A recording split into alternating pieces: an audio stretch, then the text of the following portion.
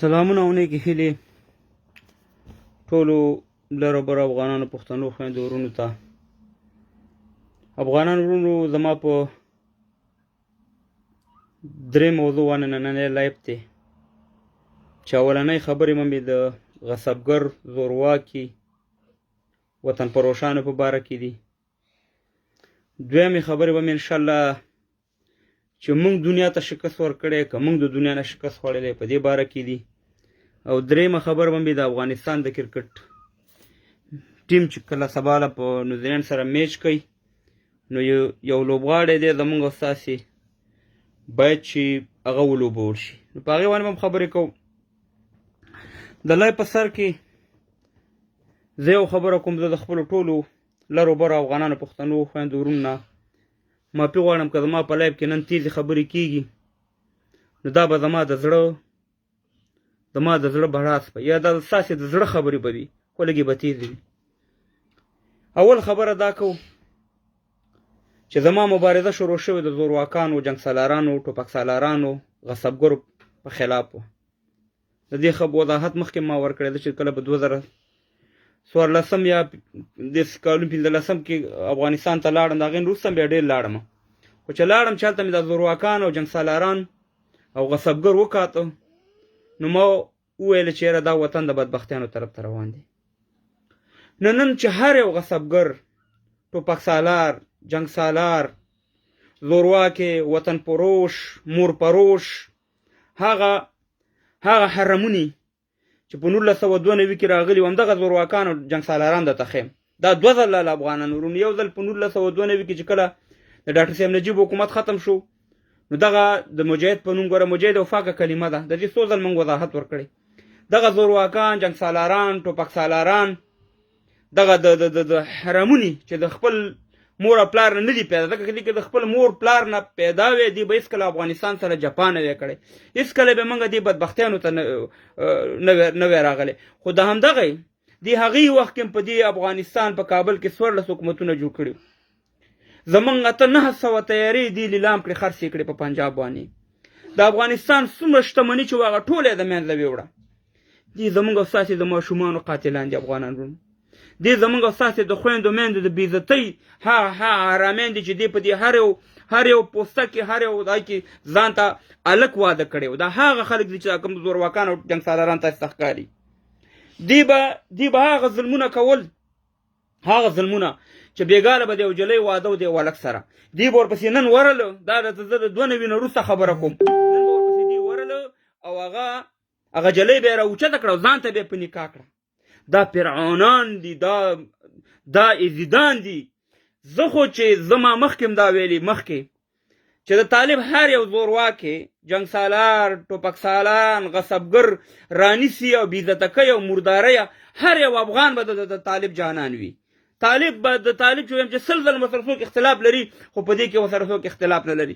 او ځکه چې ته د طالب په ځای وې، زه په زړه م ډېرې غټې دغه ولاړې دي افغانانو، نو قسم مې دې په خدای وي چې دا دنیا پیدا کړې که دا یو زورواکه، یو جنګ سالار ما پرېښی وی. ما داسې تاریخ مې پرېښودو چې دا جنګ سالاران، دا ټوپک سالاران مې ټول مرداره و د کابل په دې چوکونو کې مې راځوړل. او بلکل دا د حق قابل نه و، ځکه د دې د لاسه زما ملي هغه قهرمانه ملي اردو ختمه شوه. د دې د لاسه زما نظام چې یو نظام مې لرودو، یو سیستم مې لرودو، دغه د لاسه ختم او تباه. ما همیشه دا په لایفونو کې دا خبره کړې چې د دې نظام چې زموږ د اشرف غني صاحب حکومت و، د دې نظام طالب دومره دغه نو ضرري نو څومره چې دا ټوپک سالاران، جنګ سالاران دغه افغانان ورونو دې په هر یو چې دغلته به څوک تختول کېدو دي به پکې انوالو، پیسې به پکې اخیستې، په غلا کې، په غصب کې، په هر شي کې. نن د دې حرامیانو نه وګورئ ژوند او زندګۍ ته وګورئ. خو زه یو خبره کوم چې طالبانو ته دا ویو چې هغې د مخ ته پکې تاسې رئیسار کوي او انشاءالله چې دلته خارج ته راځي، دلته به انشاءالله که نور اسم نه د هګۍ خو شته دی، دا د چرګانو هګۍ، دې چې د چرګو په دې هګۍ وانیولې په دې سرونو افغانانو ته نه پاتې نه شي. او دا دومره بې غیرته دي چې دلته یورپ ته راشي یا خارج ته راشي د دوکان نه سودا هم نشي راغستی، ځکه زمونږ افغانانو سره به دې څنګه مخه به کوي، ځکه دې خو کم خیانت نه دی کړی. تاسې د خدای په قهر ککړ شي، د دې په دې ګیرو مه غولېږئ، د دې په دې پکولونو مه غولېږئ، د دې په دې پټګیو مه غولېږئ، د دې په دې اسلامي خبرو مه غولېږئ. اسلام نه مونږ قربان کړي، دا حرامیان دي په دې خبرو مه غولئ. دا چې هر یو مرداري کې موږ او تاسې افغانان به په شکر وباسو ځکه موږ یې دردولي وو. دې زموږ د وطن شتمنۍ لوټ کړي، دې په زرهاو جریبه ځمکه د افغانستان د ملت ځمکه وه هغه دې غصب کړه. قسم د تخرم افغانان ورونو چې موټر به مخکې روانو دی او غصبګر د زورواکي د جنګ سالار چا جرأت نشو کولی چې د هغې نه موټر مخکې کړی وي. و د خدای په قهر تاسې لیکه کړ شئ، و خدای هم تباه او برباد که، خدای هم دا بچي مردار که چې تاسې لږ درد معلومات درته وشي.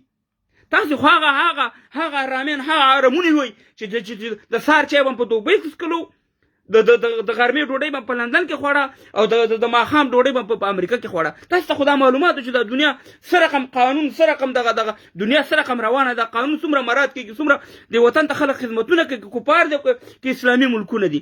نو د خدای په قهر ککړ شئ. تاسې به چې د کابل په هوایي میدان باندې کوشئ بېرته به د نمکه خره ځناور بدنه جوړ شو.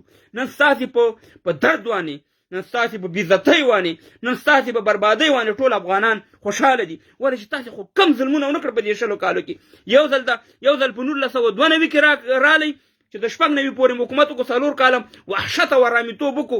هغه ارامېتوب چې تاسې کړی نه ولا کې روسانو کړی، نه ولا کې امریکایانو کړی. کم ارامېتوبونه چې تاسې په هغې وخت کې بیا په 2001 کې د امریکایانو په اوږه باندې رالی، بیا هم دا وطن د بربادۍ او بدبختۍ طرف ته بوتلو. اشرف غنی نه منلو، ملي بیرغ هم نه منلو، قماندان د امنیه هم نه منلو، یو قانون تاسې نه منلو. تاسې د خدای پاک تباه او برباد کړي که تاسې چېرته په قانون تللی وې، تاسې چېرته صحیح حکومت کړی وې. نن به ستاسې د بچیانو شپې په دغه محلونو کې شوی وې، زموږ د افغانانو به محل جوړ وې.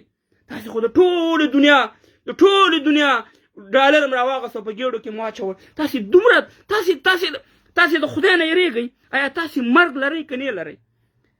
دا بعضې وایي دا سپین ږیرې شوي دي چې د دې ږیرې نه راونیسو. دغلته د بجلیګر مولانا صاحب خبره وایي ږیره هغه ده چې ایمان پکې نه، هغه د سپي لکۍ دي کې ایمان شته چې د ږیرو نه راونیسو داسې یې راکاږي. ځکه چې دومره ظلمونه دې کړي په دې 20 کالو کې. قسم درته خورمه دا بعضې خلک راشي وایي ولس ملامته دی. ولس زما د قوم نه دی ملامته. د ولس زور په دې ټوپک سالارانو رسېدو. د دې ټوپک سالاران خو د دې ځانونه خدایان جوړ کړي، د خدای دعوې کولې دي. د خدای په قهر دې ککړ شي. دی خو د الله سره جنګ کوو. د هغه زورواکان ټوپک سالاران دي. دی خو بالکل نه اسلام منلو، نه انسانیت منلو، نه افغانیت منلو. دا خو هر یو ما مخکې په دې باندې ډېرې ویډیوګانې کړي. ما هغې وخت کې څو ځل دا خبره وکړه چې اشرف غني صاحب 10 ملي اردو والا 200 غصبګر زورواکان جنګ سالاران ټوپک سالاران دې ته وباسه. دا مردار که ته وګوره چې افغانستان څنګه جوړېږي. دې سره هغه کار وکړه چې یاد یې ساتي. نن افغانان ورونو موږ او تاسې هر یو په دې خوشحالېږو. موږ که طالب سره هر څومره اختلاف لرو، خو چې داسې خلک رانیسي هر یو به ورته طالب ته وایي چې زنده‌باد. نو خبره دا ده افغانان ورونو چې ډېر زیات تاریخي دغه چې حنایت او د غلط کارونه چې وکړه هغه د ټوپک سالارانو جنګ سالارانو وکړو. څومره خیانت چې دې کړی دی د افغانستان په تاریخ کې چا نه دی کړی. دا اروپایان پې ستړي شو. نن هم د افغانستان حکومت خلک ښیي چې اروپایان وایي چې د ټول نه زیات اداري فساد چې کېدو هغه د افغانستان په حکومت کې و. نو نړیوال په مخ ملامته نه دي دومره، او نه نور خلک ملامت دي. ټول لانجام دې جوړه کړې وه. نن دې خړې سترګې نیولې دي په دومره دولتونو کې، په دومره باډیګارډانو کې، په دومره زرعي موټرو کې. دې نن په سوړه ننوتي د کور نه نشي راوتی، نه په افغانستان کې او نه په خارج کې. او د دې پسې تک چې څوک کوي هغې نه بې غیرته افغان نشته دی. دا چې هر ځای کې لیده ټوپک سالار، جنګ سالار، زورواکې، غصبګر، چې نور د سره څه شی نه وي دغه د چرګو په هګۍ وانې ولي په دې خارج کې په دې وانې نه نیسي. دلته خلک صدر اعظم ولي د غټ وزیران په دې هګۍ وانې وولي خلاص نه شي. او انشاءالله چې تاسې به انشاءالله په دې دنیا کې ځای نه وي. ځکه تاسې زمونږ هېواد ډېر بدبختیانو ته بوتلو.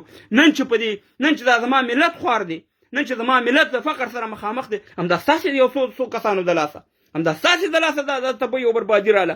که تاسې چېرته انسانان وئ، چېرته په دې ګریوان کې سوچ کړی وی چې دا ځمکه زه غصب کوم، دا ځمکه چې زه غصب کوم دا ځمکه د چا ده؟ دا د چا ځمکه ده؟ دا خو د دې ملت ځمکه ده، خو د دې کونډې یتیمانو ځمکه ده.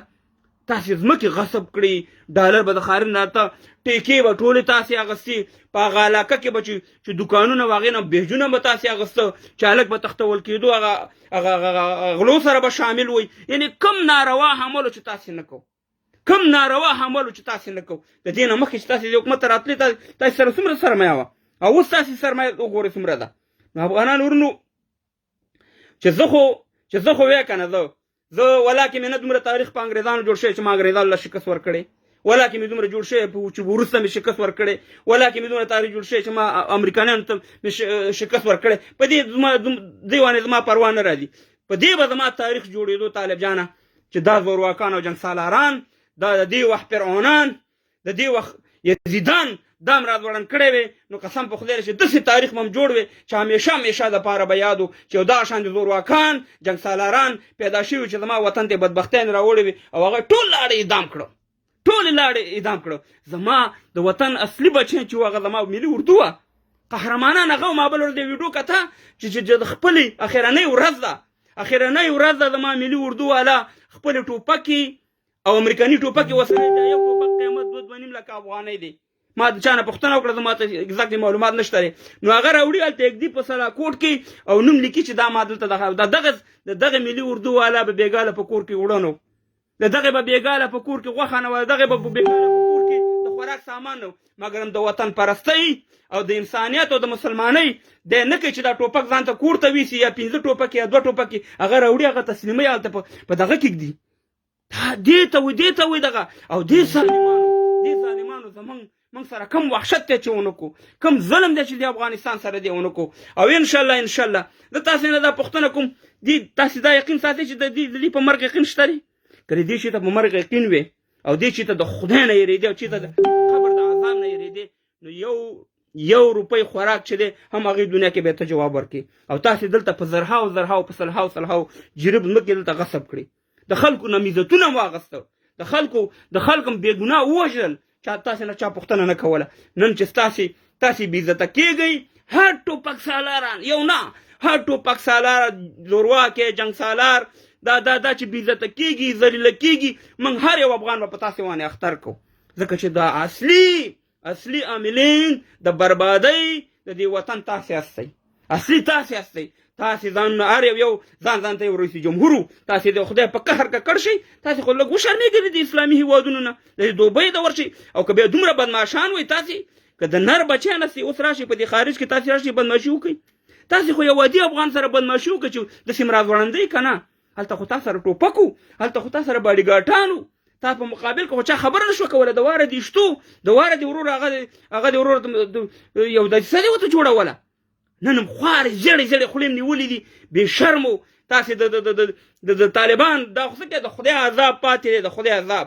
تاسې په قبرونو کې به لړمانان وي، چینجي به وي، ماران به وي، هغه ماران به وي چې انشاءالله تاسې به بیا ډېرې چیغې وایي، ځکه چې تاسې د ملت سره خیانت وکړو، تاسې د خپلې مور سره خیانت وکړو، تاسې هغه تور داغ هستئ د افغانستان لپاره چې هېڅکله به تاسې موږ هېر نه کړو، چې دومره دغه شان دي زورواکي جنګ سالاران او غصبګر چې وطن یې لوټ کړو او دلته وروره حکومتونو ته اختارونو دلته وروره داسې خبرې کولې، د هغې انجام وګورئ دا دی. او خدای به م شرموي، خدای چې ورځ تېرېږي خدای پاک به م شرموي، ځکه هر فرعون له یو موسی پیدا کېږي. دا یاد ساته، یاد هر ظلم ته آخر هم زوال شته دی، او خدای پاک در باندې زوال لا وستو، خدای هم تباه و برباد که چېرته سم حکومت کړی وی، سم نظام هم سیستم هم برابر کړی وی، په قانون باندې چلېدلی وی، نن به تاسې هم خوشحاله وئ، موږ هم خوشحاله وو، تاسې هم ښه موټرو کې ګرځېدئ، ولس هم خوشحاله وو. خو تاسې خو مینځرما او ټوله زما کوله. دا د اصلي پردو استخباراتو ته همدغه خلکو کار کوو، افغانان ورونو همدغه خلکو ته کار کوو. ښه افغانان ورونو، ما یو ویډیو نه ده، داسې په لسهاو ویډیوګانې ما کړي دي چې ما ویلی چې شکست مونږ خوړلی. د هغې مطلب دا نه دی چې زه خدای نه خواسته د جهاد نه منکر یم، یا خدای نه خواسته مجاهدو ته توهین دی، یا عام طالبانو ته توهین دی. نه، دا مقصد زما د دې خبرو باندې باید لږ سوچ وکړئ. موږ ویو چې شکست مونږ خوړلی، اوس چې دا 250 ملکونو شکست ویو مونږ خوړلی. ولې م خوړلی؟ اوس ولې موږ ټولې دنیا ته محتاج یو؟ په اسلام کې خو راغلي چې کافر سره دوستي نشته، نو اوس موږ ولې وروسته لاس وړاندې کوو چې یاره موږ تا سره دوستي کوو؟ د څه په خاطر؟ دغه چې دی د چاینا دا خو کافر هیواد دی د سره ولې موږ دوستي کوو اوس ولې ورته لاس ورکوو چې ته موږ سره دوستي وکړه په رسمیت دا خو د اسلام نه خلاف خبرې دي نن زه یو پوښتنه کوم په دې لایف کې د طالبانو مشرانو نه کوم چې نن د امریکا دا پیسې بندي کړي دا کوم افغانۍ چې امریکایي چاپ کوي او زمونږ د یو افغانۍ نه تقریبا سره پاسه 200 لکه د یوې افغانۍ نه سره پاسه 2 کلداري جوړېږي نه 1500 افغانۍ ورکې تقریبا 1000 کلداري کېږي صحیح ده دا هغه افغانۍ دي چې یو وخت د طالبانو په وخت کې د 1 لک افغانۍ نه اتیا کلداري جوړې دي که نن دا بندي کې او پخوانۍ دغه ته ورسئ تاسې څه کولی شي کومه لاره در سره شته دي دا افغانۍ خو موږ ته دغه چاپ کوي که نه که نن دا د 300 پامیله چې په قطر کې ناست په قطر کې د طالبانو او 300 پامیله پیسې چې د قطر ورکړي قطر نه د امریکا ده که دا بندي کړي د دې پیسې کوم دي نه راوړو نو د مهرباني وکړئ دلته رښتیا ووایئ افغانان ورونو یو خبره راته کوم که طالب او که پخوانی حکومت او که بل حکومت په خدای یقین وکړه چې 99% د دروغ وي یقین وکړه چې دې مقصد صرف چوکۍ ده ډالر دي ولکه نه مقصد افغانستان وي نه مقصد ولکه اسلام وي نه مقصد ولکه بل شي صرف چوکۍ او ډالر او د دې عشق معاشرت کړه دې نه بل شي دا کدي چې ته رښتیا ویلي افغانستان په هغه ورځ جوړ دی دا اروپا دا ملکونه چې جوړي د اسلامي ملکونه د دې لیډران رښتیا خبره کوي منافقت نه کوي صفا خبر که زنن خبره کوم نن افغانان ورونو یو خبره کوم یو بل صبر کوم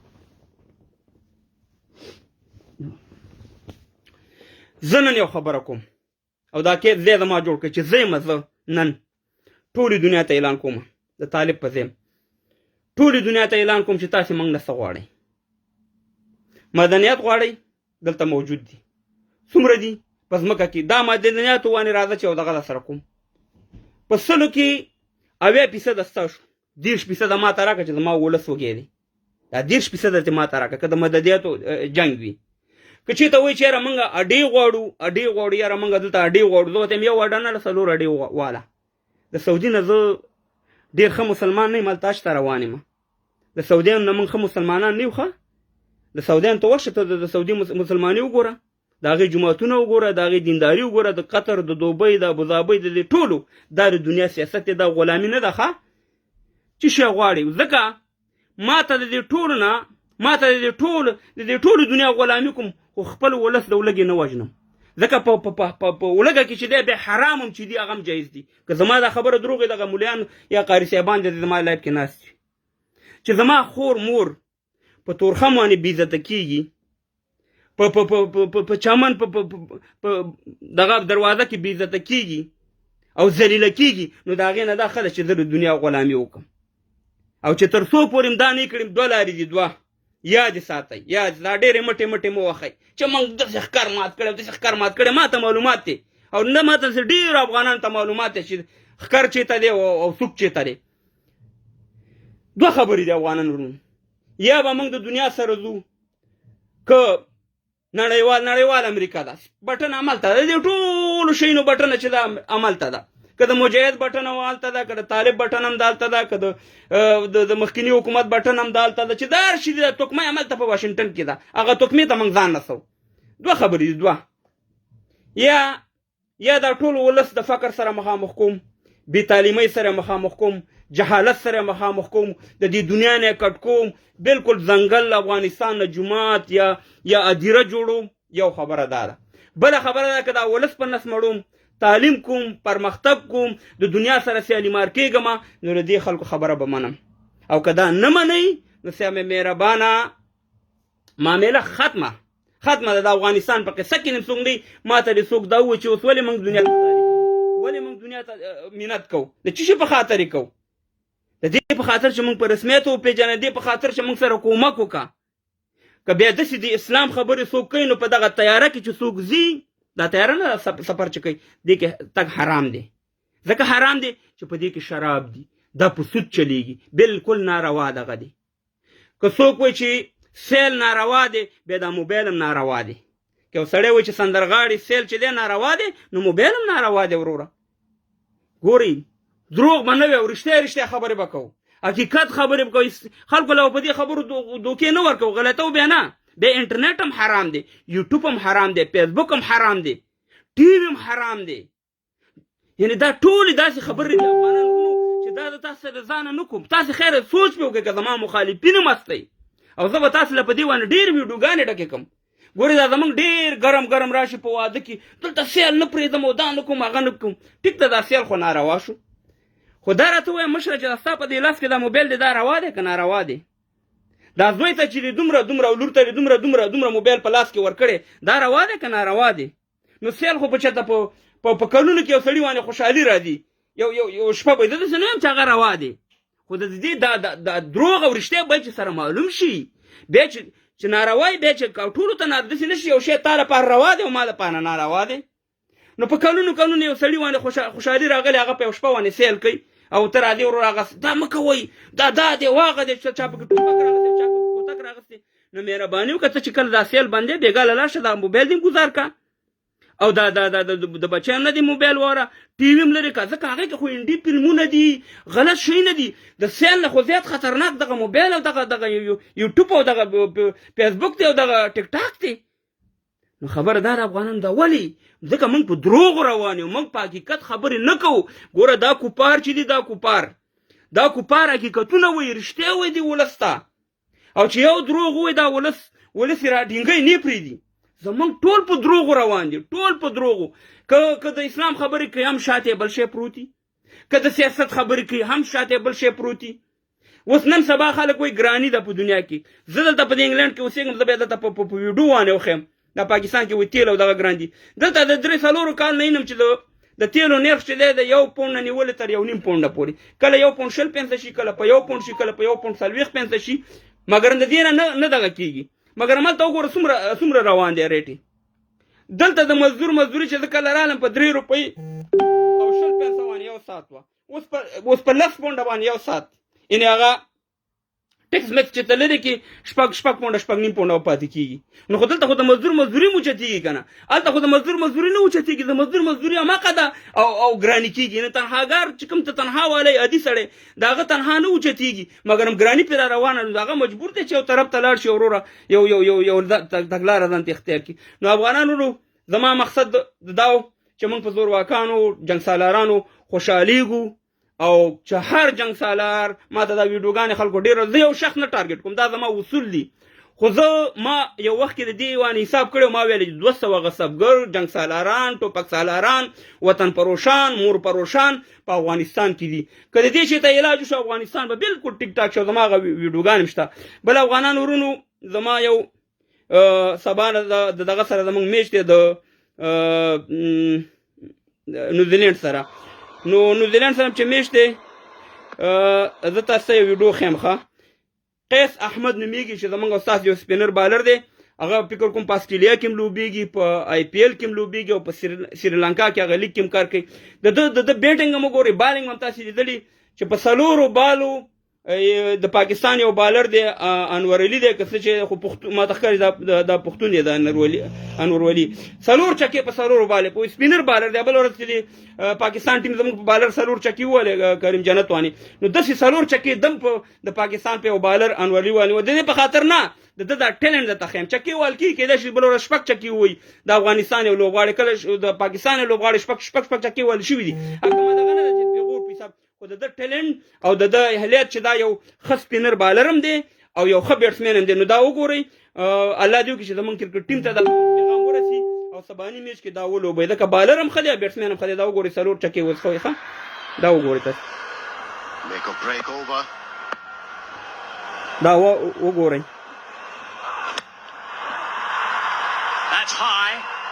Has it gone all the way? Yes, it has. That's 6.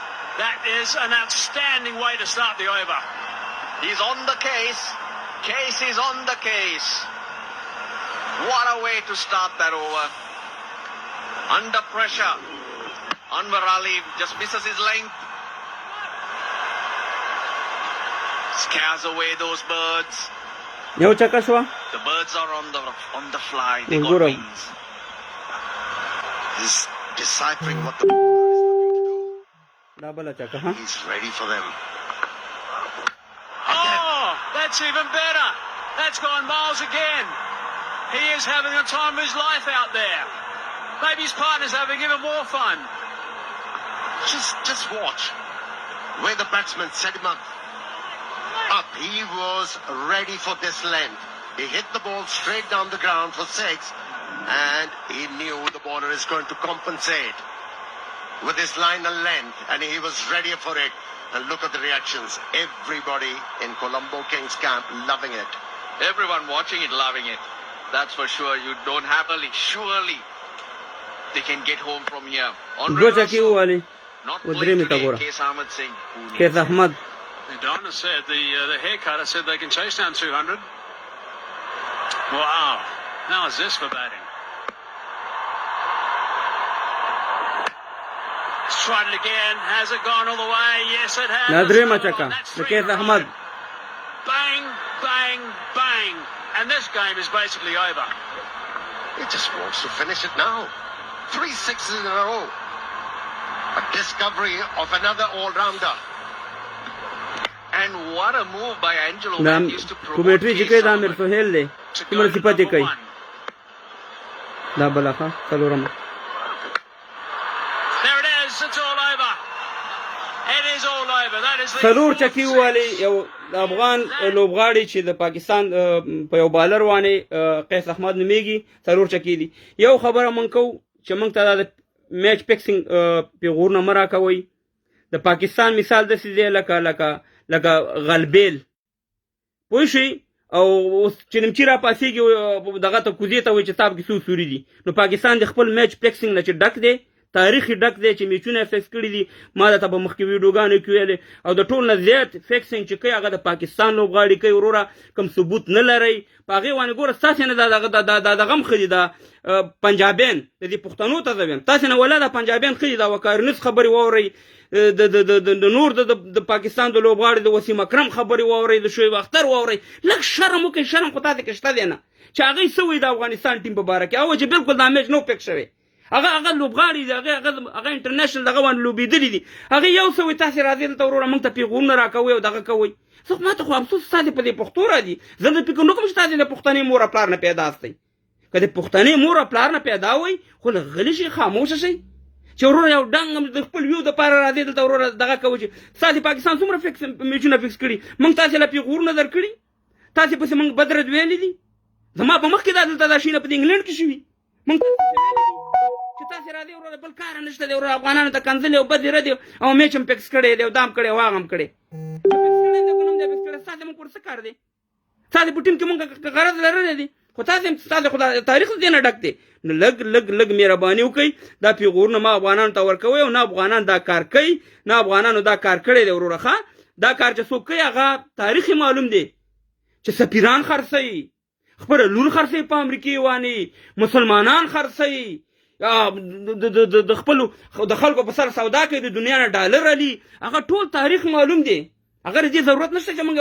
په دې لایف کې هغه تاریخ معلوم دی چې هغه چا خیانتونه کړي چا ورور ته مهربانه دلته پیسې اخیستي هغې موږ ته پیغورونه مه راکوئ د کرکټ نه واله تر هر شي پورې خرڅ کړی دی اوس هم خرڅوي د ډالرو سره بل کار نشته نو خبره داره موږ ته پیغورونه مه راکوئ چې انډیا او افغانستان دوست که بیا تاسې کې دومره ایماني د چین سره هم دوستي بس کوي که نه بس یې کوي که نه لکه پاک چین دوستي نو د مسلمان خو د کافر سره دوستي نه کېږي بیا ستاسې دوستي روا ده زموږ دوستي ناروا ده انډیا زموږ د تاریخي دوست دی وروره انډیا دا پاکستان نه و چې زموږ پلار په نیکونو که ته ځان ته پښتون یې دا ستا نیکه هم پکې و دغه ټولو موږ انډیا سره ښه روابط و اوس هم ته ورشه انډیا ته داسې سلامونه پښتنو ته کوي دومره عزت یې دی چې په یو ځای کې هم نشته د پښتنو افغانان دا یوازې د پورته پښتانه نه ښیم ښکته پښتانه ته څوک انډیا ته تللي داسې پوښتنه وکړئ چې څومره احترام او څومره عزتونه زموږ کوي دې خوا دا تاسې چې ورته چمچهګري کوئ دې همیشه په موږ ډرامې ډکوئ همیشه به موږ ډرامې ډکوئ قربان دې شمه پاکستان موږ ته معلوم دی موږ ته مخې وه پاکستان بالکل چې شی لري نه اوس که مې شروع وکړه خو دا خلک به بیا وایي چې یاره ته د کرکټ نه بل ځای ته لاړې زه درته یو څو خبرې کوم د پاکستان جوړ شوی د اسلام په نوم دی د اسلام په نوم جوړ شوی که نه قانون یې څه شی دی قانون پکې د انګریز چلیږي که نه چلیږي ملي سرود دی ملي سرود ترانه چې ده په کومه ژبه ده په پارسي باندې ده بیخي په اردو ژبه ده نه ښه دغه چې دی ملي زبان دی څه شی دی اردو ده انګلیش دی انګلیش خو د انګریزانو د اردو چې ده د انډیا ده کرکټ چې دی هغه پکې پښتون ګټي، سکواش پکې پښتون ګټي، ایټم بم چې جوړی هغه پښتون دی، په میزایلو د پښتنو نوم دي. نو پاکستان خو صرف یو د دال او خلطه ده، نور خو پکې شی نه. پښتون دې ته لرې کړو د دال او خلطه ده، نور پکې هېڅ شی نشته دی. سلام یې غږوئ. نو په حرام شی موږ نه غواړو چې د کرکټ په ټیم کې دا دغه وکړو، داسې خبرې وکړو. الله تعالی دې ټول افغانان په اتفاق اتحاد لري سره همیشه به د لر او بر افغان پښتون چغه وو. که څوک کوم پښتون افغانیت نه مني او چې زه افغان نه یم، هغې ته موږ پښتون نه وي، هغه د خپله معاینه دې وکړي. زنده باد لر او بر یو پښتون یو افغان، زنده باد ګران افغانستان، زنده باد زموږ د کرکټ ټیم. او سبا میاشته به انشاءالله انتظار کوو. خدای دې وکړي چې قیس احمد ته چانس ورکړي، دا زموږ اتل قهرمان دی. په الله سپارم، ښه وخت، ښه شېبې.